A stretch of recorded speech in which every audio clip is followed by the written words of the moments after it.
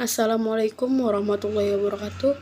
Saya di sini akan mempresentasikan materi mengenai desain produk dan manajemen kualitas. Sebelum ke materi, perkenalkan nama saya Diana Puspita dari kelas manajemen 3D. Baik, langsung saja. Yang pertama, desain produk. Pengertian desain produk. Desain produk adalah perancangan dan perencanaan suatu benda agar memiliki nilai lebih dalam berbagai aspeknya seperti fungsi yang lebih efektif, tampilan yang lebih indah, hingga kepenggunaan yang lebih mudah dan nyaman serta tidak sulit dirawat untuk kemudian diproduksi secara industri dengan lebih efisien pula, baik secara ekonomi maupun teknis sehingga memberikan keuntungan bagi konsumen atau pengguna dan produsen. Ada pula konsep desain produk. Yang pertama, penelitian dan pengembangan. Penelitian merupakan dasar dalam mencari pengetahuan yang baru, walaupun tidak berpengaruh secara langsung tetapi berdasar pada penelitian dan produk baru yang dikembangkan di masa depan. Penelitian ini bisa diterapkan dalam mengembangkan produk secara komersial. Yang kedua, rekayasa terbalik. Merupakan suatu proses pembongkaran dalam sebuah produk, memahami desainnya dan dalam mengembangkan produk yang lebih baik dari yang sudah ada. Yang ketiga, penggunaan sistem perangkat lunak. Dalam mengembangkan model yang sudah terkomputerisasi dari sebuah produk yang baru dan dalam menganalisis parameter desainnya. Yang keempat, memerlukan pendekatan dengan cara sistematik dalam mengintegrasikan seluruh proses desain produk dan berbagai proses pendukungnya.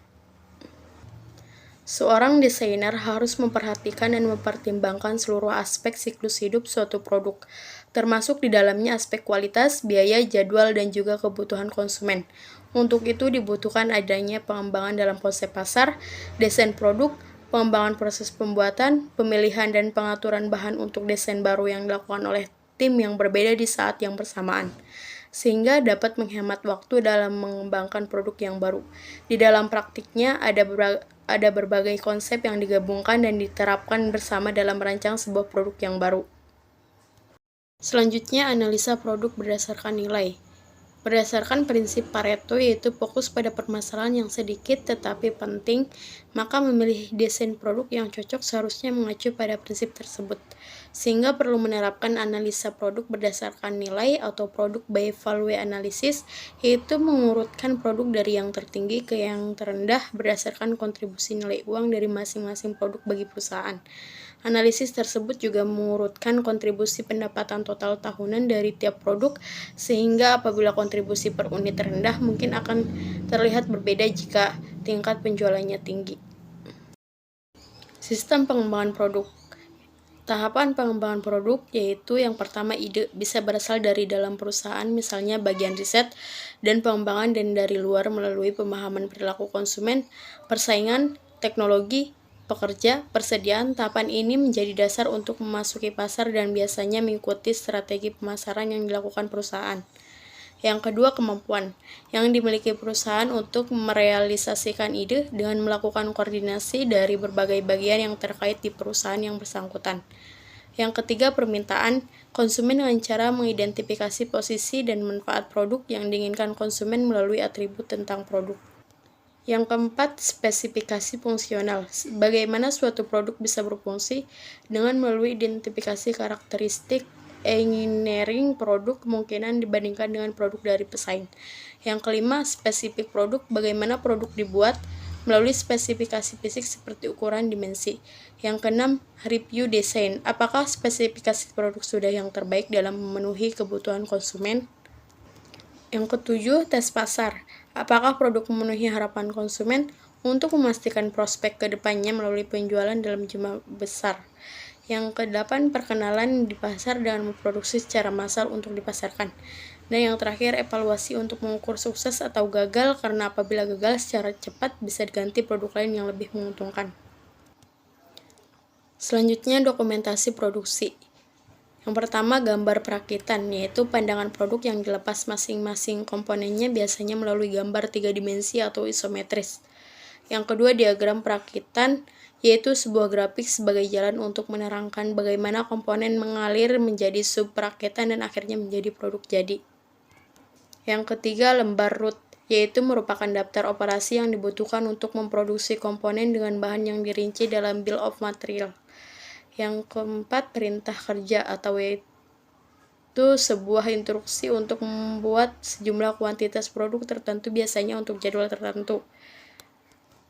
Yang kelima, engineering change notice, yaitu sebuah perbaikan atau perubahan dari gambar, teknik atau bill of material. Dan yang keenam, manajemen konfigurasi, yaitu suatu sistem di mana sebuah produk direncanakan dan perubahan konfigurasi diidentifikasi secara akurat, sementara pengendalian dan pertanggungjawaban suatu perubahan tetap terjaga. Selanjutnya, jenis desain produk. Yang pertama, membuat produk yang benar-benar baru dengan sebuah rancangan dan prototip yang baru yang belum pernah ada sebelumnya. Berdasar pada penelitian, dilakukan suatu inovasi dalam menghasilkan sebuah desain produk yang baru, kreatif. Yang kedua, memodifikasi atau mengembangkan sebuah desain produk yang sudah ada. Tujuan dari sebuah desain produk. Yang pertama, untuk menghasilkan suatu produk yang berkualitas yang memiliki nilai jual yang tinggi. Yang kedua, untuk menghasilkan suatu produk yang tren pada masanya yang sesuai dengan kebutuhan para konsumen. Yang ketiga, membuat sebuah produk menjadi ekonomis tanpa harus mengurangi nilai jualnya, kualitas dan juga manfaat dari produk tersebut. Yang keempat, untuk meningkatkan pangsa pasar dengan menargetkan segmen pasar yang baru. Fungsi desain produk. Yang pertama, sebagai identitas produk. Yang kedua, menjadi pelindung produk. Yang ketiga, menambah nilai jual produk. Selanjutnya, penciptaan produk baru. Yang pertama, peluang penciptaan produk baru. Keadaan yang memberikan peluang munculnya produk baru diantaranya yaitu pemahaman konsumen, perubahan ekonomi, perubahan sosiologis dan demografis, perubahan teknologi, perubahan politik atau peraturan, perubahan yang lain seperti praktik di pasar, supplier, standar profesi, distributor. Yang kedua, pentingnya produk baru. Perusahaan perlu terus-menerus melakukan upaya penciptaan produk baru atau pembaharuan produk karena untuk dapat mengimbangi persaingan yang dihadapi diantaranya produk substitusi maupun perubahan kebutuhan dan keinginan konsumen. Isu-isu yang berkaitan dengan desain produk. Yang pertama, desain yang tangguh adalah sebuah desain yang dapat diproduksi sesuai dengan permintaan walaupun pada kondisi yang tidak memadai pada proses produksi. Yang kedua, desain modular adalah bagian atau komponen sebuah produk dibagi menjadi komponen yang dengan mudah dapat ditukar atau digantikan. Yang ketiga, computer aided decision adalah penggunaan sebuah komputer secara interaktif untuk mengembangkan dan mendokumentasikan suatu produk. Yang keempat, computer aided manufacturing adalah penggunaan teknologi informasi untuk mengendalikan mesin. Yang kelima, teknologi virtual realitas adalah bentuk komunikasi secara tampilan di mana gambar menggantikan kenyataan dan biasanya pengguna dapat menanggapi secara interaktif. Yang keenam, analisis nilai merupakan kajian dari produk sukses yang dilakukan selama proses produksi. Dan yang ketujuh, desain yang ramah lingkungan merupakan perancangan produk yang telah memasukkan unsur kepekaan terhadap permasalahan lingkungan yang sangat luas pada proses produksi. Yang kedua, manajemen kualitas. Apa itu kualitas? Dapat didefinisikan sebagai kecocokan atau melebihi kebutuhan konsumen akan penggunaan produk.